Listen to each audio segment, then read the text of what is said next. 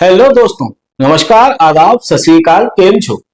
आज हम बात करेंगे देश के ताजा हालातों पर कुछ हल्के फुल्के अंदाज में।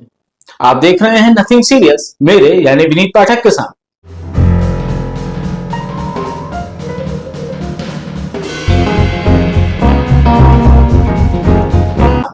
तो दोस्तों, हमारा देश त्योहारों और उत्सव से भरा हुआ है।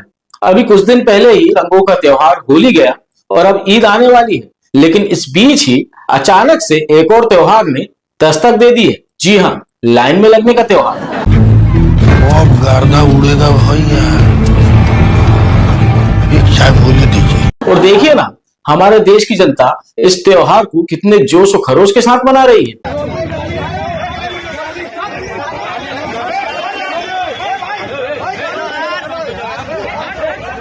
वैसे देश की जनता को लाइन में लगाने का बड़े साहब का यह शौक बेहद पुराना है। कभी नोटबंदी के नाम पर देश की जनता को एटीएम और बैंक की लाइन में लगाना, तो कोरोना के दौरान ऑक्सीजन की लाइन में, कभी जीएसटी के नाम पर लंबी लंबी कतारों में लगाना, तो अब सिलेंडर की लाइन में। वैसे देश के इस बड़े त्योहार के बारे में जिनको जानकारी नहीं है, वो जनता को गांव और गलियों में ढूंढ रहे हैं। क्या गांव में कोई भी नहीं? जी हाँ, पूरा गांव खाली है। कहां मर गए सब गांव वाले?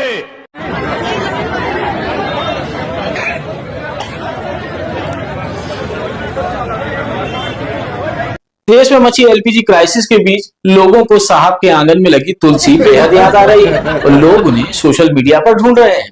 कहाँ खो गई है स्मृति रानी, किया हो तुमको सिलेंडर पुकारे। खैर, अब तो स्मृतियां ही शेष बची हैं, क्योंकि अब जमाना तुलसी का नहीं, कंगना का है। First prime minister of India Subhash Chandra Bose. क्या बोला? एलपीजी गैस की किल्लत के लिए देश की जनता भले ही सरकार को दोष दे रही हो, लेकिन साल 2014 में देश की आजादी के साथ ही बड़े साहब ने एलपीजी सिलेंडर के विकल्प के तौर पर एक ऐतिहासिक फॉर्मूला देश को पहले ही दे दिया था। अब मंदिर मस्जिद हिंदू मुस्लिम में उलझी हुई जनता ही इस फॉर्मूले को न समझ पाई, तो सरकार क्या करे? को उल्टा करके उसमें छेद करके एक पाइप डाल दी और जो गटर से गैस निकलता था वो पाइपलाइन से उसके अपने चाय के ठेले में ले लिया और वो चाय बनाने के लिए उसी गैस का उपयोग कर करके चाय बनाता था। सिंपल सी टेक्नोलॉजी।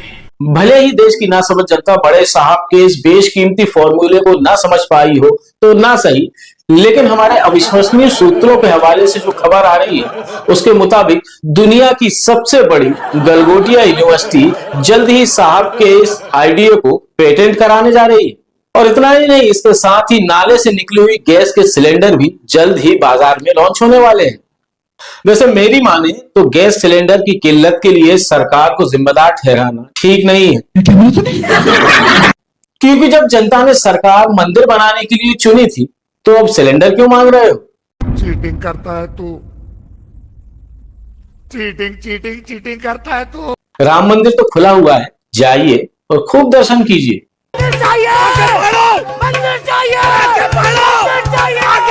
सड़क नहीं चाहिए, रोटी नहीं चाहिए, मंदिर चाहिए।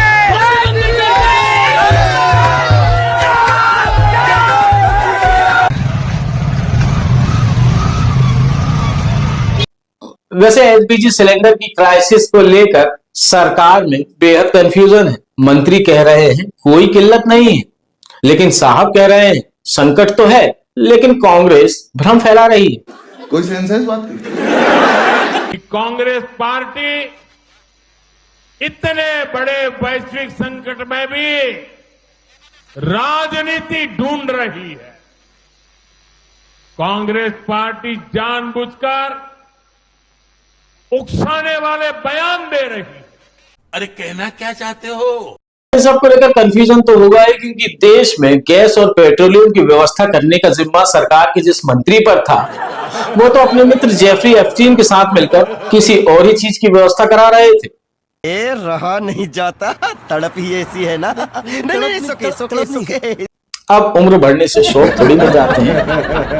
इधर एप्स्टीन फाइल की चुन्नी बाबू यानी हमारे साहब के परम मित्र, my friend, India friend, the President of the United States of America, Mr. Donald Trump, अरे वही अमेरिका वाले ताऊ ईरान को गली का गुंडा समझकर उड़ता हुआ तीर तो उन्होंने ले लिया, लेकिन अब वही तीर उनके गले की हड्डी बना हुआ है, क्योंकि युद्ध में हर रोज अरबों डॉलर खर्च हो रहे हैं और ईरान है कि पुष्पा ताऊ बना बैठा है। पुष्पराज, मैं झुकेगा नहीं साला। एक तरफ ईरान युद्ध को लेकर दुनिया में बवाल मचा है, तो वहीं दूसरी तरफ हमारे देश की संसद में भी कम बवाल नहीं है।